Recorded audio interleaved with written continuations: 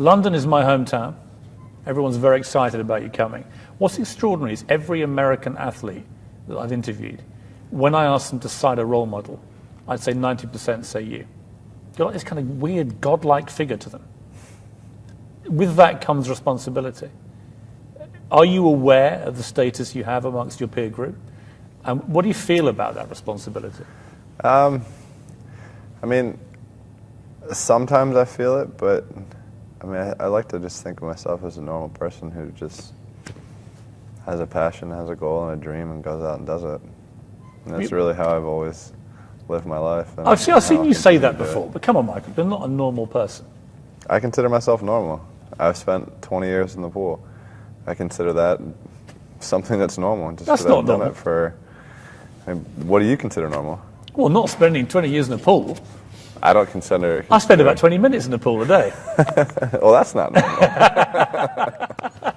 What I was struck by with you was there are great athletes and great gymnasts and great swimmers and so on. I don't think I've ever seen anybody who did what you did, and confirm the statistics on this, that you trained for 5 years, literally every single day, 365 days for each of those 5 years consecutively. That is an incredible dedication to your sport. Do you know anybody else that has done that? No. So I've never heard anybody else that does that. What is the motivation at the end of the day for that kind of extreme dedication? I mean, if you want to be the best, you have to do things that other people aren't willing to do. And at that point, you know, we had thought that for every year we get 52 other days of more training than anybody else gets every single year. And also in swimming, if you miss one day of swimming, it takes you twice as long to get back. So, you know, for example, for me after 2008, I took 6 months off. It probably took me really about a year and a half to get back to where I was,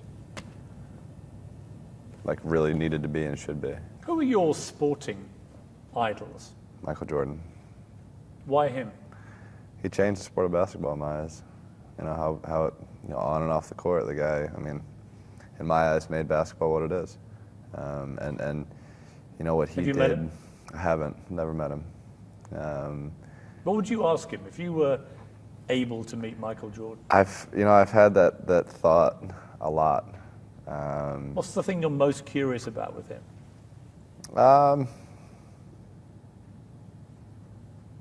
I mean, I think part of me would ask him about what made him come back to the sport.